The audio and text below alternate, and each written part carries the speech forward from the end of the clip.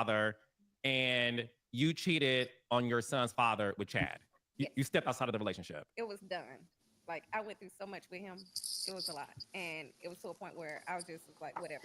Like, we were building a house and everything. We were not married, but we were together for 6 years.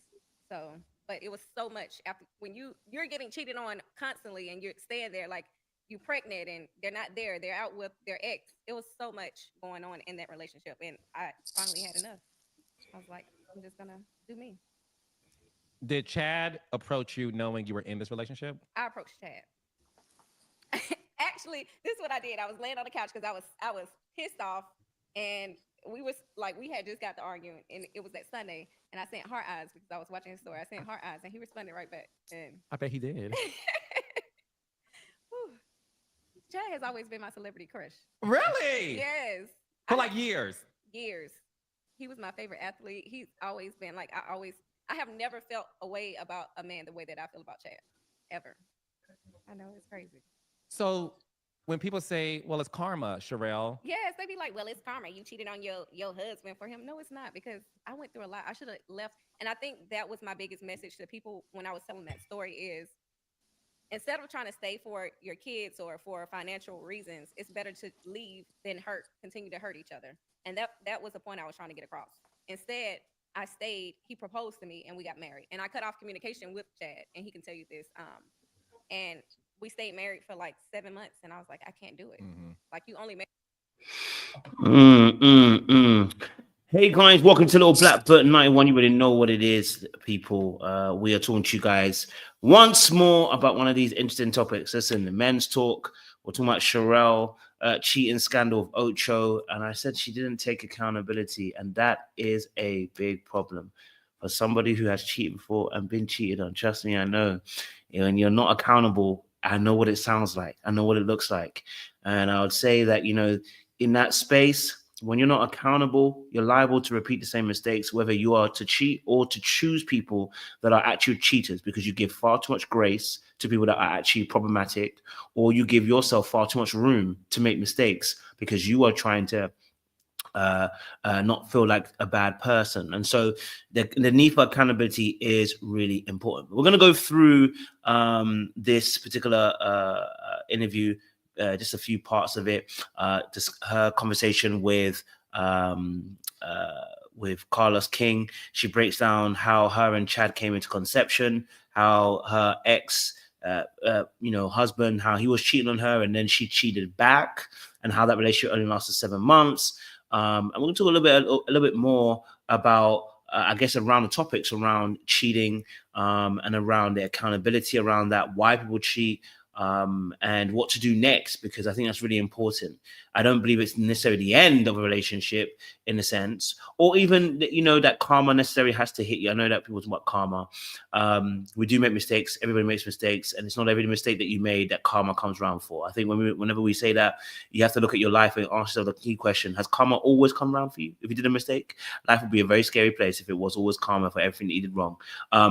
But, it is about repeated mistakes, patterns, and cycles. And the truth of the matter is, oftentimes we choose people that are a repetition of those patterns and those particular thought processes. So I'm going to discuss this with my brother Jay, as always. And look, it's the first live of 2025 for the men's talk. So we're going to break this particular video down. But let me get my co-host in and discuss a bit more about this Charelle situation. Captain, how you doing, bro?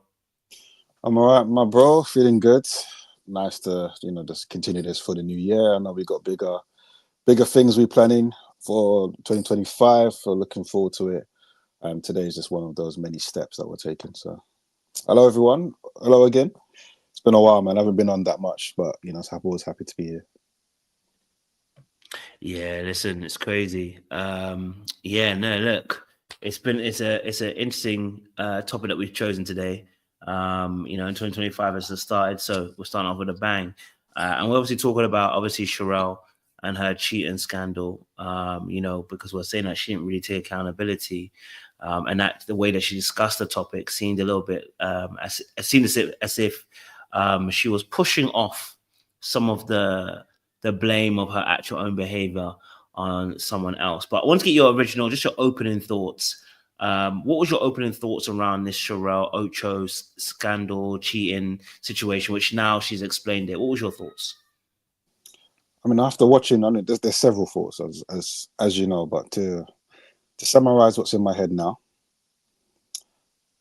neither of them should have been in a relationship at the time they have done.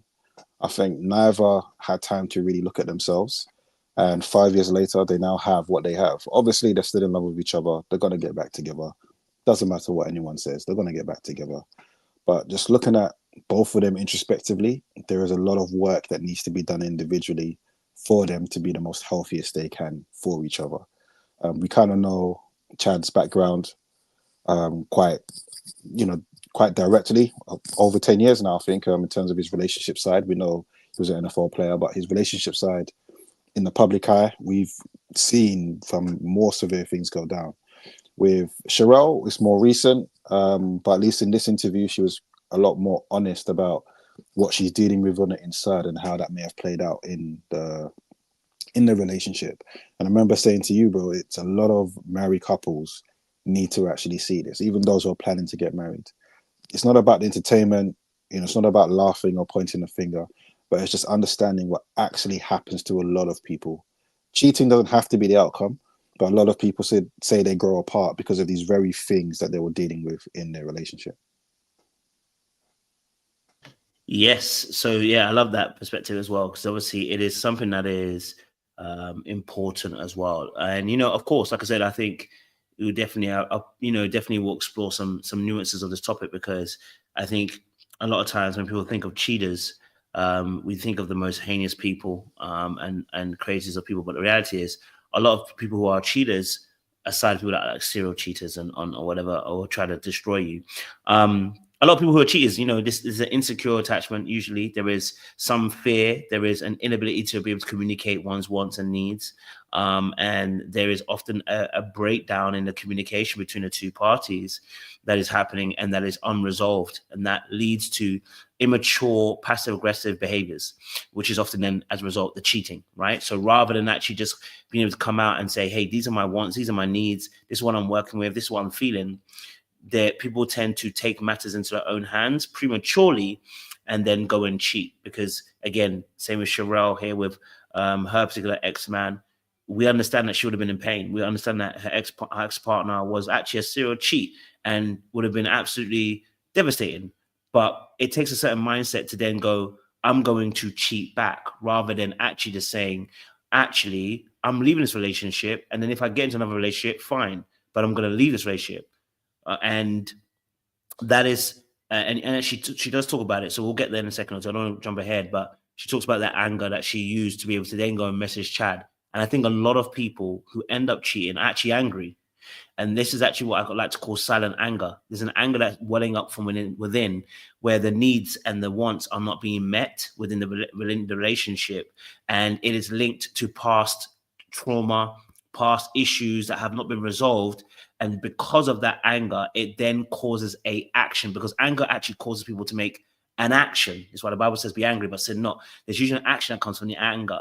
And so when people carry silent anger, there's pain that links up with that silent anger, and then an action is taken, and that's why we have sometimes that inability to be accountable, because what we would say is that anger that you took to go and cheat is usually, yes, it was responsive and it was a response to what she was experiencing, but at the same time, that anger causes almost like a blind, silent rage. And in that blind, silent rage, people forget, people have that, that's called amnesia in that space. So if you've ever been so angry where you couldn't remember everything that happened when you were angry, that's actually can sometimes happen in a cheating situation too. So it's about, again, exploring the emotions. It's about exploring the feelings, being able to explore the motivation and the reasons as to why people are stepping out, regardless whether you were stepping out in response or were you a first responder, whichever one, So we're going to break that down in this particular video as well for you guys. So before we do, make sure you guys are liking, you're sharing, you're subscribing,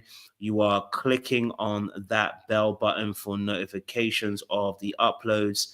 We're going to break down some real things here. So hopefully you guys are ready for a great discussion. And drop a little intro, and then we're going to start the show. Live in Blackpool. You know what time it is. Time it is. Time it is. Time it is. Time it is. Married me because you didn't want me to leave you. And do you think he proposed to you because he knew that you were? I told him. You told I told him I stepped out. with Chad Ocho Cinco. Mm-hmm. With the Chad Ocho, allegedly. But when a man hears that you cheated on him with Chad foot long Ocho Cinco, because that's the reputation he has. I'm not with you. Would you like to confirm or deny that reputation? I'm not saying shit, so they can be in his DM. No, he like this. No. No. She said he has the size of a Twinkie, So honey. stay out his DM. Stay on his DM, scallywags. Leave him alone, child. Yes. Okay, so we won't confirm or deny that. But listen, all jokes aside, listen, when a man hears you cheated on him, first of all, he's devastated. Yeah. A man is devastated. No matter how many times they done cheated on I you, know. did all these things, you do one. Married for 7 months, you kind of knew like I just can't do it. When you left that marriage, did you slide back in Chad's, No, I actually waited. So I gave myself time to heal. I think we finally legally separated in March. And then I reached back out to Chad around the end of July. in July? And you guys were together ever since. We were together every And how, Actually, we didn't become public until October, my birthday, when he threw me a nice birthday dinner. And then Shade Room and everybody picked it up. and you guys were in a relationship for how long? Who, me You and Chad, before the recent breakup. We were together for, what, this year would have made 5 years? Okay. I'm going to ask you this, and this is not me judging. Mhm. Okay. Let's have a real conversation. You know what it's like to step outside of the relationship and cheat, right? That doesn't dictate your character as a person. We all make mistakes. We Right. all are tempted, and sometimes we fall into the temptation. Obviously, you were able to deal with it, ask for forgiveness, and regret it. In Chad's situation, he made a mistake. You know what that's like. Why is it hard for you to forgive him and work on the relationship and stay in it? Well, it's not about, I feel like both of us, we need healing. And it's not just from relationship, it's from, childhood trauma, all that. So I feel like for us, if we do decide to give it another try, let's come back better. I don't want to just come back in a relationship without, and still having all these scars and like, oh, you like memories, you did this, you did that. And he's like, you did this, you act like this. I want us to be healed if we do decide to get back.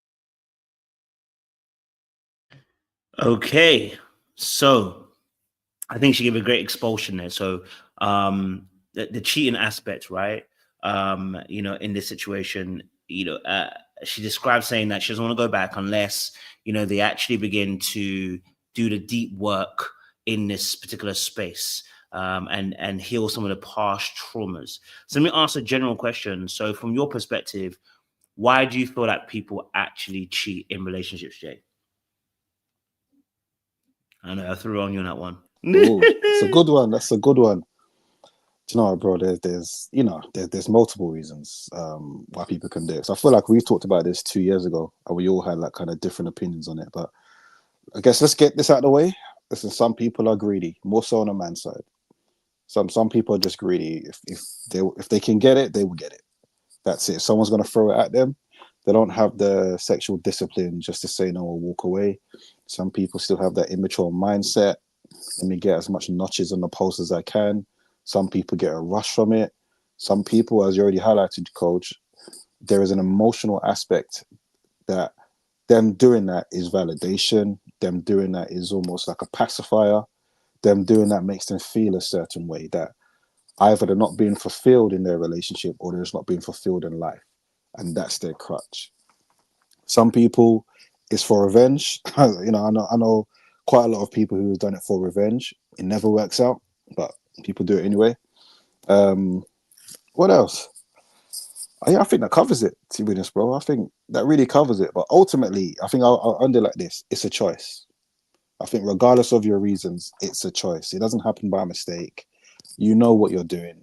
You know what is possible when you put yourself in a physical situation. Unless it's a one-night stand, it's going to start emotionally. There's no excuse from it. So in this conversation, we're not coming for Sharelle because she's a woman. We're addressing the accountability side. But what we're also saying is Chad is completely wrong for what he is doing. But there's reasons behind how we get there as people. Absolutely. And I think obviously then addressing what she said in a particular video, she spoke about if they were going to go back, they were going to go back because in that space, they would be able, they would have done the deeper work in that space, so that they don't repeat the same pattern. Now, obviously, she gave us a bit of a background to the relationship. Chad was her actual crush. This is somebody who she really, really liked and who she really, really wanted.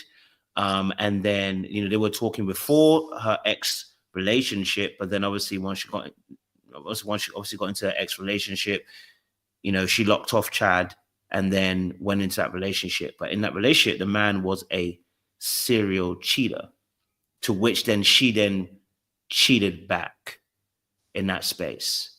And that cheat back was also with Chad Ocho, which for me is interesting. I'm just going to say, the reason why I say it's interesting is because, and I think they were previously in a relationship before then as well. So this, or I should say relationship, but at least they were in contact before, herself and Ocho, before her previous relationship.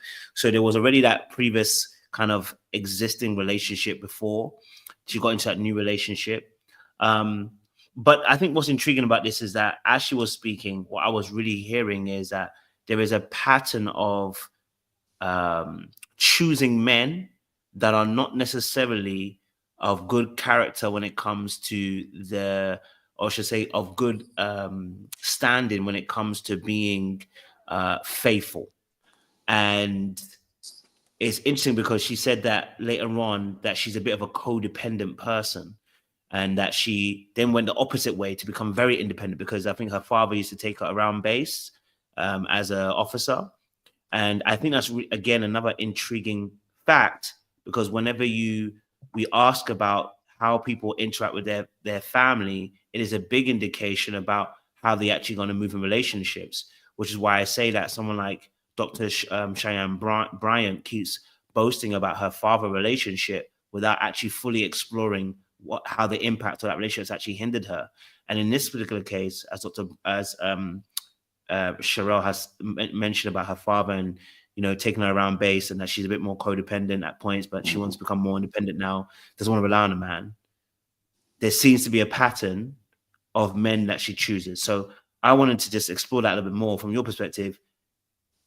What is that pattern? Because two men she's chosen who have the same kind of characteristics, and she said both of them are good. You know, Ocho's got a past of cheating like that, and this man here, the man that she was with, also had that cheating, behavior too. Is it a pattern, or is it a case of just that men are just dogs? Oh, come on, bro, you're talking to me. Listen, some men are dogs. There's a full stop there. Some men are dogs. We know this already. But when we look at life, when we look at relationships, it doesn't matter how someone presents themselves, that they're strong, that they're independent, that they're, you know, all of this type of stuff. What matters is what they do. And we see there is a pattern of, I'm going to have to be gender specific here. I can talk about men in a second as well, but there is a pattern of ladies who are like Sharelle, who have the same background, the same way of being, and they choose a particular man that they might feel is like the star of the show. They might feel that man can maybe handle who they are, or that man kind of loves the way that they are, whatever the case may be. But there's usually an aspect that they miss, and that's how the man deals with his emotions. Now, that's where, for me, it gets a bit tricky. Because if you are unable to accept, or rather you ignore the red flags, and you're unable to actually see what is going on in this man's head, to me, that's a alarm bells are ringing about you. Because what are you ignoring within yourself that you think that all of this is okay? But it's only going to be a downward spiral from there. And for me personally, when I look at people, and Cole, we've been there, what we've ignored and the patterns that we, you know, have gone through in the past, it is because we keep dating the same people, looking for whatever we're missing in those particular people. That's why we ignore certain things, because we minimize it. We say it's not that deep.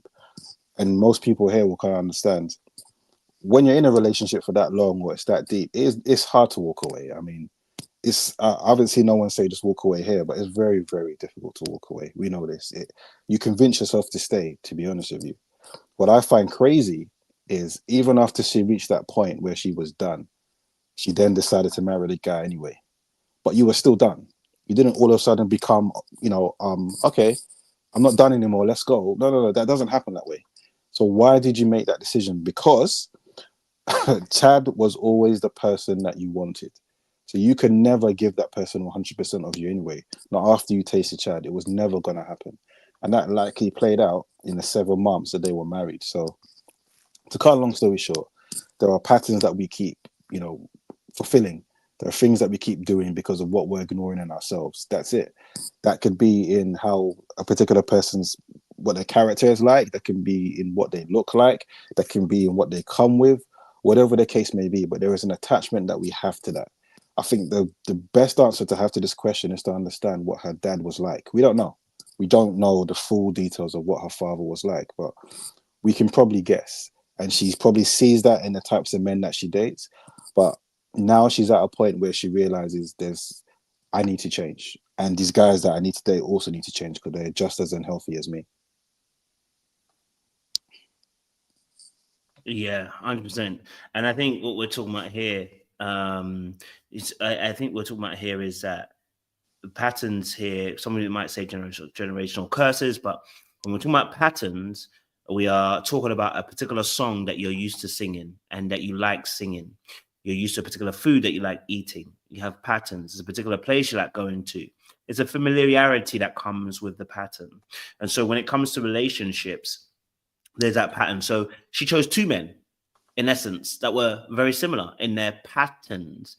And because also at the time, when you are transitioning from sugary drinks to water, it can take a little bit of time to finally get used to just drinking water and drinking a lot of it, right? If you're used to sugary drinks and then you're having to wean yourself off that sugar, there is a natural tendency to kind of swing back a little bit and, take a bit of time with it. But you need to be able to shift over to the other side. The problem is a lot of times people are lacking that self-awareness of the patterns that they are existing in because they're not accountable. See, when you are accountable, you are a scientist in your own life. It means you observe your life and you look at the results that you're getting, and then you begin to reverse engineer to then say, let's do something different. Let's change something slightly different to see if we get a different result. If you are getting the same results, then you have to ask yourself the key question, am I being a scientist of my life? Am I actually observing and looking at the patterns and then changing something to get a different result? So in this case, where she's obviously dated 2 types of men, and also, by the way, the men are also dating the same type of women too, right? Because Ocho chooses a particular type of woman as well. So this is not just a woman thing only; it goes to the men too. In her particular case, what she's looking at right now is that yes, she cheated with Ocho, and then went to Ocho after, because Ocho is the one that she truly desired. But the one that she also truly desired had the same kind of characteristics as a man that she left. So in essence, she said she did the healing work. She didn't do no healing work. I can guarantee she didn't. I'll tell you why she didn't know healing work. Because what she actually said was that she, in March, they fully broke up, fully finished, herself and her husband at the time. And by July, her and Ocho were talking and in a relationship. And I said, but it's not necessarily about the time. It's not the fact that it's March to July that there was healing. Healing is conscientious and you actually focusing on the actual wound and beginning to heal the wound. And so a lot of us believe that healing is over time. Healing isn't over time. You can spend 4 years and spend it with nobody and still not heal. Healing is a conscientious decision. And that's something that I realized even this last 2024, that was probably my most conscientious year ever in my life of actually healing. So actually attacking a problem, going after it, then actually becoming aware of it and saying, actually, no, this behavior needs to change. Or, oh, that's something I used to do. I need to find a way of changing that because that won't work in the long term. And I think when we're talking about healing, that is a major component. Love for you to jump back in on that particular point as well. And as you're saying that, bro, the truth is they're together, what, for 5 years? So let's say 5 years plus 4 months. It's only now that she's realized exactly what you're saying, which is why she's going to therapy, trying to tackle those specific problems. So that means during that whole time, she never gave proper, what's the word I'm looking for? Proper credence to, but who am I? Like, what have I become because of what I've been through in my life? And how is that playing out? Not only in my decisions, but how I'm actually being towards, my spouse. Because it's actually more than just cheating. If, for those of you who've watched the video, she talks about the need to work because she has a fear of giving a man that agency. And we all know Chad's got his money. We all know he didn't play around with saving. And you know how he is? He will take care of his woman. But for herself, and it reminds me of the kind of Gabrielle Union situation, for herself, she had that fear of relying on a man, relying on anyone else. So she became a workaholic. And don't get me wrong, Chad's a workaholic, but she became a workaholic to the point where she wasn't showing up in a relationship anymore. And Chad warned her. He said to her, yo, I need more from you. I'm not liking what's going on. And she said there wasn't in a good space.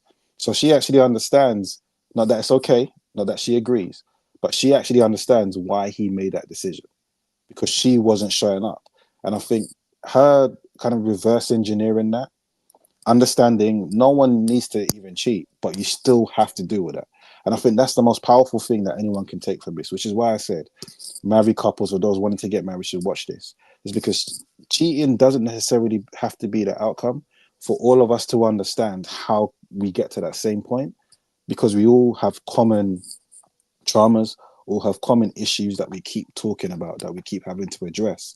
So what Sharelle was saying is not even new. What she's saying is not this fantastical, amazing, wow, we didn't know. There's a lot more women who are willing to realize that today than probably 2 years ago, that they are that exact person.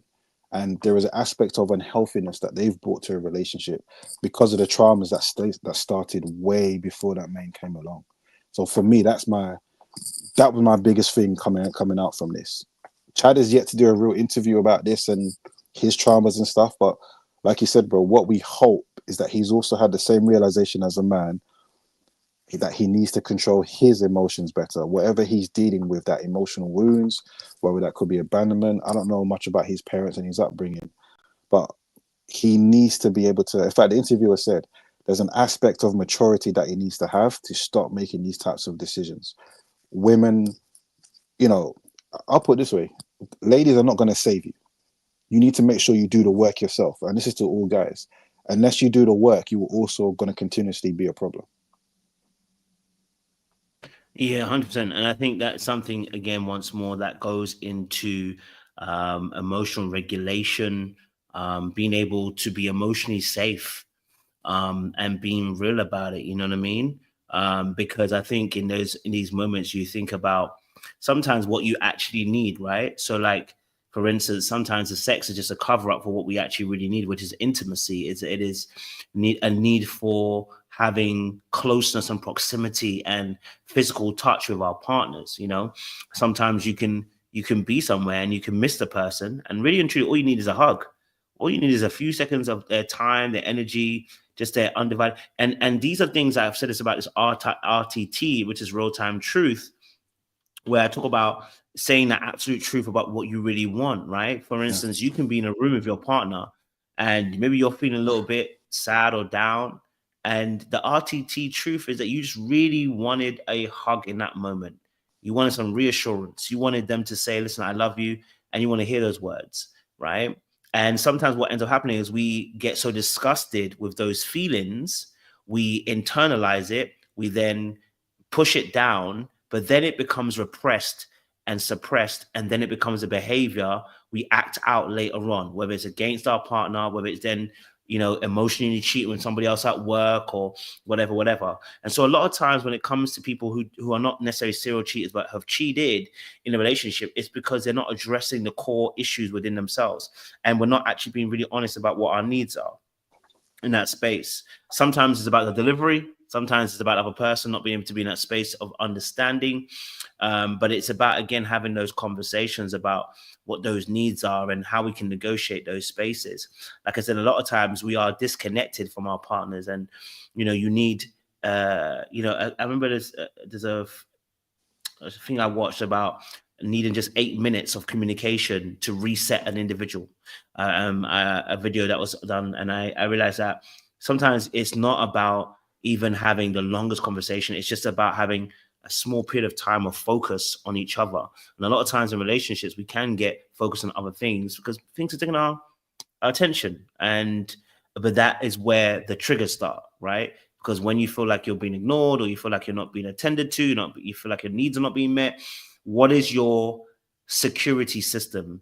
What is the protocol that is initiated?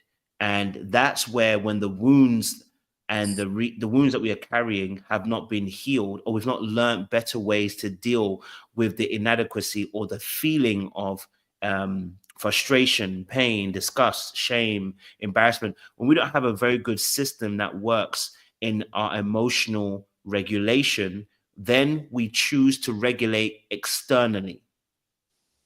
And that's one of the hardest things I'm trying to learn myself now, even from 2024 to now 2025, is learning to regulate internally rather than learning to regulate externally. Meaning, I'm not using something else to regulate how I feel.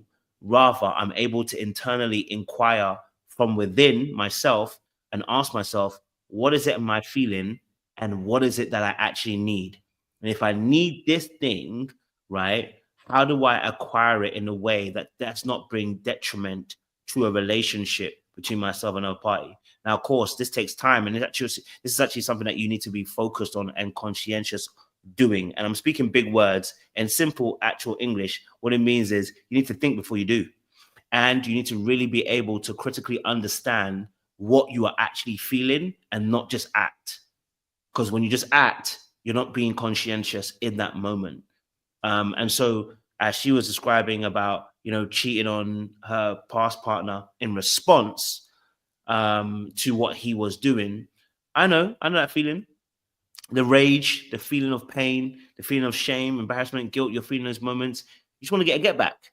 And many of us have that spirit of get back. You know what I mean? I'm going to get you back. But the key lesson also I wanted to hear was, she also would realize that she was not justified. You know what I mean? Mm-hmm. If I do something wrong, I know that I'm doing something wrong, and I'm not justifying it because I know this is wrong, irrespective of whether I get back or not. And that's really important, because if you don't have that mindset, I do believe that you tend to kind of fall back into those patterns of, I'm justifying bad behavior. When you do me, I do you. And that will end up into a next relationship, even if it's healthy, There's what you said is lovely, bro. There's a realization I've also had over the past 18 months, 2 years, and that was started by Charlene. And that's two things can be right at the same time. And I feel like when I look at the most healthiest couples, it's because they give each other that space.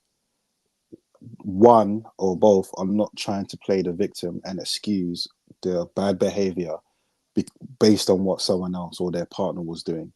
I know it's difficult for, a lot of people in general, because most people are not used to operating with that level of maturity or emotional maturity. But one of the things I really pay attention to now is, number one, yes, this person has hurt me, but if I poke back purposefully, because we're not perfect, if I poke back purposefully, if I do the most back, where is the relationship going to be from there? I'm only going to hurt it more. So what do I want from the situation? But I've got a question to ask you as well, though, bro. So the ideal is, I'm not happy. This person's doing whatever they're doing. I've spoken to them. That's a good point. Yeah, you've spoken to them. You said we need to say. Nothing's changing. Maybe I should break up. Maybe I need to let them know that I'm not messing around because I don't want to do something mad. But yet we get a lot more people, at least publicly, who speak about it, who decide, no, I'm going to stay, but I'm going to do something mad. But you would think breaking up in the first instance, although for a lot of men it's a catch-22 situation, but breaking up in the first instance actually creates less of a bomb than you've now gone to go and cheat, and now that person's either broken up with you or you've got to deal with the aftermath of cheating. So what is it about being in that space that makes people say, I'm going to stay and cheat? If I get found out, I get found out, but I'm going to stay and cheat rather than just saying, I want to walk away and actually doing it.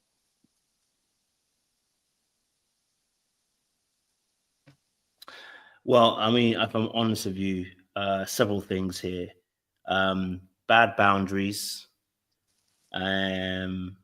integrity issues, and a lack of discipline, and a lack of honesty with oneself, and the fear of actually having to make the hard decision.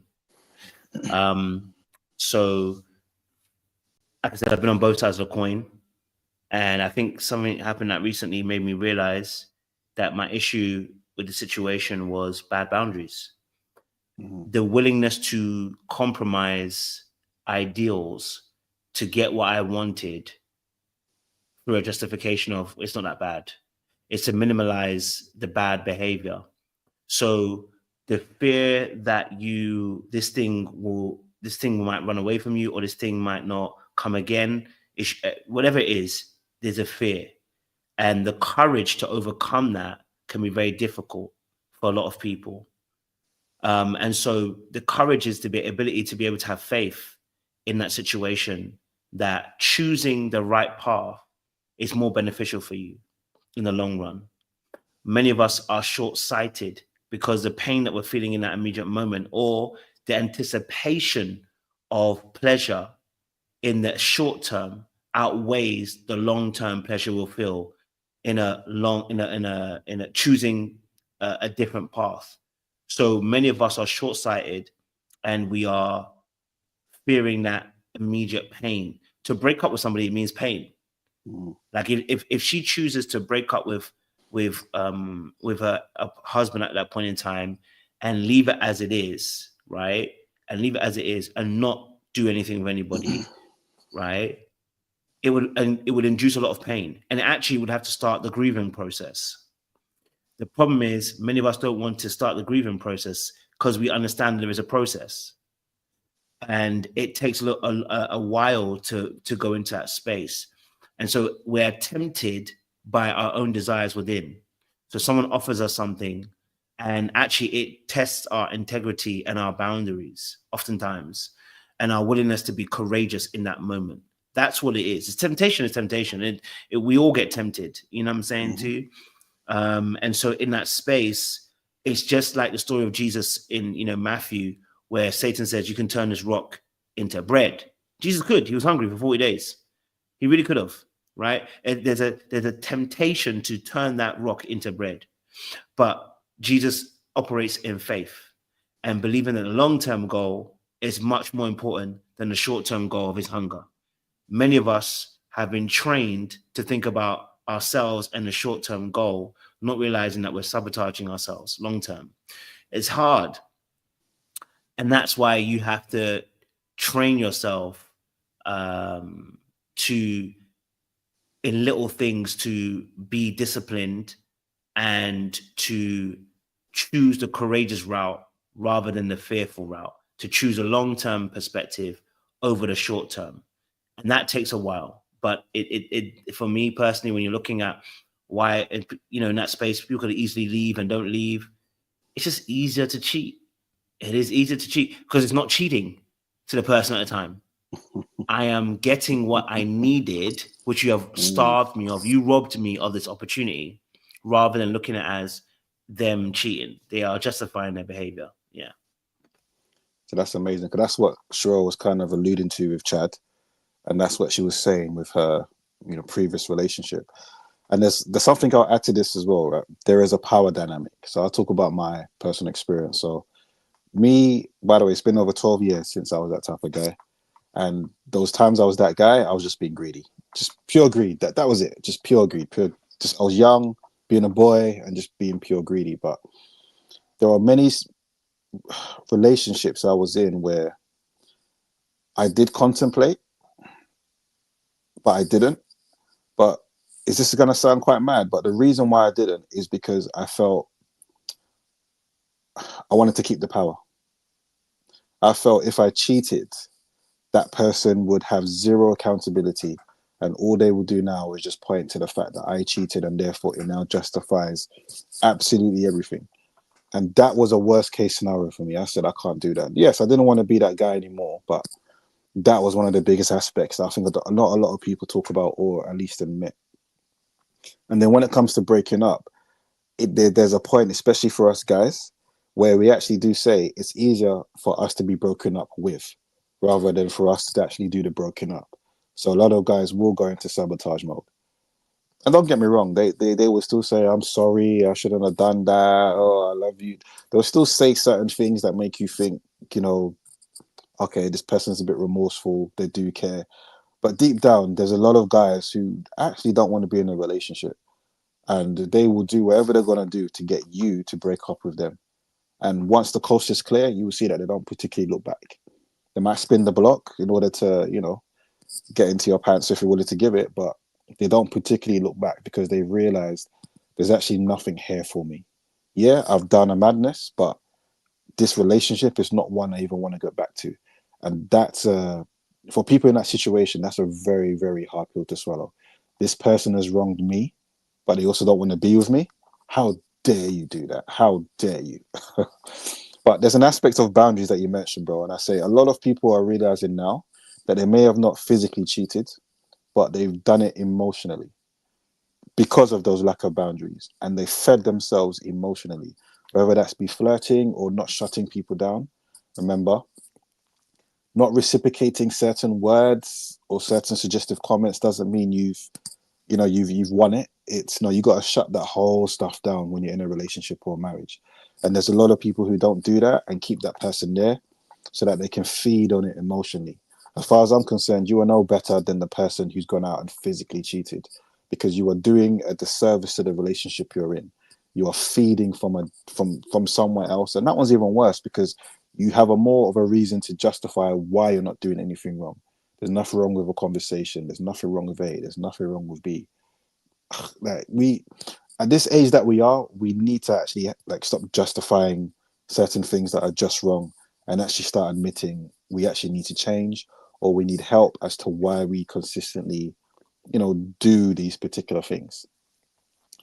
The first thing I want to say is because of how she ended up with Chad, I'm just going to say, all you people that was trying to say, leave Usher alone, leave Chris Brown alone, leave Omale alone, or the ladies who want to dance with them. I don't care if you want to talk about Janet Jackson and the guys as well who were just excited to be on stage.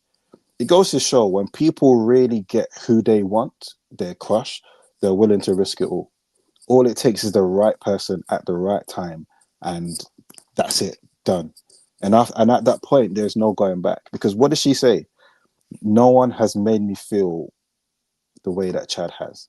And I think 2 years ago, we all had this conversation online that once you meet that person that you align with spiritually, physically, mentally, and emotionally, no one has a chance after that. No one. You literally have to become... In fact, no, it's impossible. It's impossible. All you can do is put that away somewhere and just keep it there. You can try and move on with your life, but you know deep down, only this particular person made you feel this way. That's why she's still giddy. That's why when she talks about him, when she's reminiscing, she's like, wow, like she still is deeply in love with this man. She don't want no one else. Could she have someone else? She could, but she doesn't want anyone else. And one thing I'll say, and one positive thing I'll say, at least the grace that she has for this situation hasn't made her feel that I cannot have a happy ever after with this particular guy. And that's one thing I'll say, wow, well done. Because this, since October, I know she's had time to really come to terms with everything. He's probably done everything under the sun to try and get her back, no problem. But what I will say is, at least in this situation, and it's unfortunate that it's happened, but at least in this situation, we all can see that they can be both happy in the end, but as long as they put in the work now. Yeah, I think you know, that just highlights again. You know, I think this highlights again. Date who likes you and who you like. You know what I mean? Date who likes you and who you like, because she went back to the very person that she actually really liked, which was Ocho. And because of that, she's even willing to even give him more, leeway on this cheating situation. But I mean, that's to do with obviously, again, boundary issues and her self-value, etc. But I think it does lean itself to one, like you said, the crush situation where we see, I think there was a story about a South African man or a Zim man who divorced his wife because she took a photo with a celebrity or whatever. And people were like, oh my gosh, it's like you're doing too much. But what people don't realize is, again, if they're given a chance, I get it. They would move, they would do. But aside that, I think what we have to focus on, like you were saying, is that you should be dating people that you like and who like you. And I've preached this for the last few months to say that the people that like you and the people that you like, you move the earth for that person. You do things that you normally wouldn't do for other people. The very things that you said I wouldn't do, you're now doing. The very things that you thought that you wouldn't like, you now like. And I think this is where if anybody is looking to date and get into that space, that it may take a little bit longer, and this is both men and women. It may take a little bit longer, or it might be short for you, depending on how God works in your life. But choose the person who really likes you and who you really like, because it really does make a difference in the way that you show up and your willingness to improve and to grow. Now, of course, alongside that, we still need Sharelle and Ocho to still do the work, and you still need to do the work even if you like someone and they like you. But it just makes it that much easier to actually do the work, because you actually like the person and you want to show up as your best self for that person. And, I think that's a major, major thing for a lot of people that they need to focus on. And when people like you, when they like who you are at the core, the essence of who you are. They're not asking to change you. They're not asking to rearrange you and kind of change components of yourself, right? They're not asking for those things because they like you for you and who you actually are. So yeah, that for me it's amazing, and that's who she liked. Ocho, you see that she liked him. She was his crush. Everything about him was speaking to her, and so she's able to do things that she probably wouldn't even do for probably the last husband. Okay, all right. So I think that's a major component, and again, it also reduces the percentage. The percentage of people actually doing cheating, stepping out, doesn't necessarily stop it, reduces, because actually people are more willing to try and make things work. You still need to have the tools and resources to do so, but it does reduce those aspects as well, because again, you really like the person that you're with. You build friendship, you build love, you build companionship, you build that bond with each other. So I think that's a major, major hack to any dating. Don't choose a person who wants to marry you. Don't choose a person who's willing to propose to you. Don't choose a person who's willing to spend a rack and a bill on you. Don't choose a person who is smart and intelligent and, is fine and 6 foot and she got a big back and she got breasts and her face is pretty. Don't choose that person. Choose a person that you like, but also likes you, meaning that they see you and they see you. They see you and they see someone else. You know what I mean? Yeah, go for it, Jay. I was saying in our group that this is I guess I haven't announced it. So right now, for those of you who follow me for a while, I'm currently a fiance, but I proposed last year August. But this is the first relationship I've been in. Oh, Kojo was there as well, by the way. But yeah, this is the first relationship I've been in where I can actually say that 1000% what you just said, bro. And sometimes it's not even the fact that I think that people didn't truly like me. It's even the thought process of what that's supposed to look like and feel like wasn't there. So I didn't even know what even to look out for. But now I do. It's a huge eye opener, because you truly know that this person wants to show up for you, is going to show up for you. You can be yourself, most importantly. You can move forward, you can get over things, you can move mountains together. But it's not just someone you are with, but you're with the person you're supposed to be with. Now, for the people who don't believe in the one, that's fine. I'm still going to say there is a difference when you actually have that in your life. And it can be hard to explain until you feel it. But to me, if we go back to, I guess, what we're discussing, this is what Chad and Sharelle have. And imagine they found that in their 40s is when they found that. Can you imagine all the life that they've had? And they finally see this is what it feels like. But like you're saying, bro, it doesn't stop people making dumb decisions. So you have to be intentional about keeping that blessing and increasing it. Because yeah, she might still be there. She might still want him. He still wants her. But there's many situations where, yeah, it's not going to happen that way. Like, I'm the type of person, if my missus cheats, I can't promise you I'm going to be there still wanting to even try. It's, I'm not just that way inclined. I've had someone, let's say, emotionally cheat and then broke up with me to go and then mess around with her ex for about a couple of weeks and then say, this isn't for me. This is not what I want Jason. After that, I never looked at that person again. I couldn't even bring myself to feel a particular way. It was like there was a block, there was a wall. It just wasn't happening. So under no circumstances was I going to get with that person just to have 7 months, 1 year, 18 months down the line to break up knowing that, yeah, we should never go back together in the first place. And it happened to one of my boys, actually. He got his missus cheated with because America's soccer player, basically. So it happened in the UK. And they're broken up for around 4 months. He had an understanding of, okay, the changes that he needs to make. They got back together. It lasted for about a year and a bit. But when I asked him what happened, he said, you know what? I can never look at her the same again. That's all it is. And there was aspects of me that she didn't have anymore. So we have to be very careful about how we operate and not take each other for granted and just keep pouring into each other on a daily. But make sure you do it for the right person. It's not everyone that deserves your cup. That's the biggest realization that I've had in my life. So if I could go back, believe me, 90% of the ladies that I entertained would never even see me. So just like who said it? Solomon, it's a waste of time. You don't need it. Yeah, no. I definitely hear that. I don't know if I can forgive either or be able to restore myself back to that relationship if someone cheated on me. I've tried it and it didn't work. So I don't know if I'll have a better chance next time.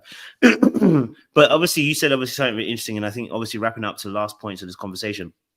Obviously you were saying about only coming to a realization about the first relationship there, you realize that you like the person, right? When did that realization hit that you actually like this person? You know what I mean? Like, because that's quite interesting kind of thought process. When I didn't care about the issues that we go through, and I just not just want to make it work through desperation or trauma, but it's because the grace that I have, I'm enjoying giving it to that person. That's when I realized this feels very different. Yes, and don't get me wrong, we've all been through things, so we can easily catch ourselves in a negative feeling. We've got to wake ourselves up from it. But that's what emotional maturity is. But for me, it was sitting down and realizing I don't want to go through anything that we're going to go through with anyone else. I want to go through it with you. And it wasn't even just about love. It was about, I enjoy going through these things with you. We don't have to do anything. We can just sit down. I enjoy being around you. I just enjoy you. I don't care. I just enjoy you. That's the realization probably I had. And like I said, it doesn't mean I didn't have aspects of people in the past, but the understanding and what I receive now and what I'm giving out is on a completely different level, that the importance of that is now a priority. And that's because, as we know, many couples don't even like each other. While you was talking, one of the things that came to me was, imagine getting to a place where you don't even care about hurting each other anymore. You're just going to do what you're going to do, but you still stay together. That is a crazy place to be in, but so many people are there that I dread that happening. I absolutely dread that happening. I guess the second point of that is, even if you talk about cheating, my thing is, I don't want to cheat and just for a heart to be broken. Like, for those of you who've heard me for the past 18 months, I know we all say that guys can, not that we can and it's allowed, but well, not all the time, but a lot of times when we cheat, there's nothing there, blah, blah, blah. Yeah, whatever. Cool. No problem. Whatever. Fine. But my understanding of that has evolved. And my missus needs to see my love in the actions that I give her. So if my actions make her question the love that I have, under no circumstances should I be trying to convince her that I love her. Because love is a verb, love is a doing word. My actions have caused her heartbreak. There's no amount of nice words that can change that. So I don't want to be that guy. I don't want to do that to her. That's not what I want to do. So that realization, I know I'm grown now, but that realization I've never properly had before. Never properly had. Like I said, I was doing my thing back in the day. Then I just decided for myself, I don't want to be that guy anymore. But to truly look at someone and say, I want to make sure that I pour into you. I want to make sure that I continuously pour into you. This is the first time I can truly say, yeah, it's the Premier League. I put it that way. It's the World Cup. There's no comparison. So, so like my missus says to me all the time, if for whatever reason we're no longer together, her life has been upgraded. Like, she knows what she deserves now. She knows what things are supposed to feel like. And it's going to be very hard for anyone in the future. But this is what happens, man. This is what happens. And I pray that everyone, if you do not have that, I pray you do find it. If you do not have that, I pray you get to understand what that feels like. And I pray that you truly find a relationship, a courtship, a marriage that truly transforms the way you look at yourself, the way you look at the world, the way you look at each other. Yeah, no, definitely. And I think from what you just shared as well, it is quite a unique experience of liking someone like that and them liking you. And like you said, from a man's perspective, I think it's just if all the women that I've ever dealt with, like I said, I've said before, I won't even lie to you. And I loved all of them, don't get it twisted.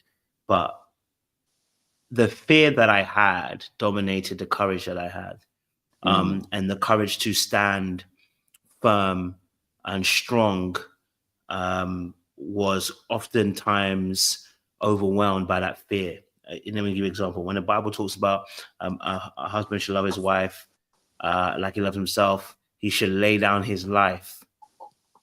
All the girls I think of in the past, not one of them did I want to think about laying my life down for them. Can't even lie to you. I did not want to lay my life down for any of them. I'm real with you. Like I used to ask myself the question in my head. I said, if they now start saying you got to sacrifice yourself for this woman, would you do it? And I said, in my head, I'm like, that was when I knew. That's what I'm saying to you. So I can love the person but not like them. You know what I mean? And so I was unwilling to sacrifice me for them. So how much did I actually truly love them and care for them? So, and there's only one woman that's ever like, I felt like, yo, you? Yeah, I could do it. I felt that. And that's when I realized, like you're saying, that's when I realized, okay, the like versus the love situation is a really big thing. Do I really like this person? Do I like the whole essence of this person? Do I care for the essence of this person? And what I realized also, maybe it comes also with a little bit of maturity as well, and obviously growth and experience, that I was willing to shift and move my ideals, or I should say rather some of my thought processes that weren't necessarily correct, and I was able to shift them with that person in a way that wasn't necessarily a compromise to my overall ideals. So I was willing to learn and to grow. In fact, I was motivated to learn and to grow. Whereas in other relationships, I was motivated to be rigid, stern, and be sticking to that position. Like, don't change it, don't move it, don't give in to them. I guess I didn't have the tools maybe at the time to be able to assert myself correctly anyway. But I realized in that space that there was only one person. I'm like, oh, and when I realized that I'm willing to give everything, and I think that's another thing. I think, when you hear sometimes, I was watching a video last time, a statement that the guy made, and I can't remember what it was. Actually, no, it was about the dying for the person. And I remember that. I said to him, he hasn't felt that like for that person. He has not come into a realization of that this person that they're with Let me just put this in because I think the battery's dying on my phone. They haven't come to a realization that the person that they're with, that they like, they haven't come into a liking of that person. Because when you do, for us as men specifically, let me just say this, for us as men, there is a willingness to give up everything. Then you now realize what Christ did for us on the cross. Because for a long time, I just think to myself, I looked at Christ, I what you do, I wouldn't do it. Okay?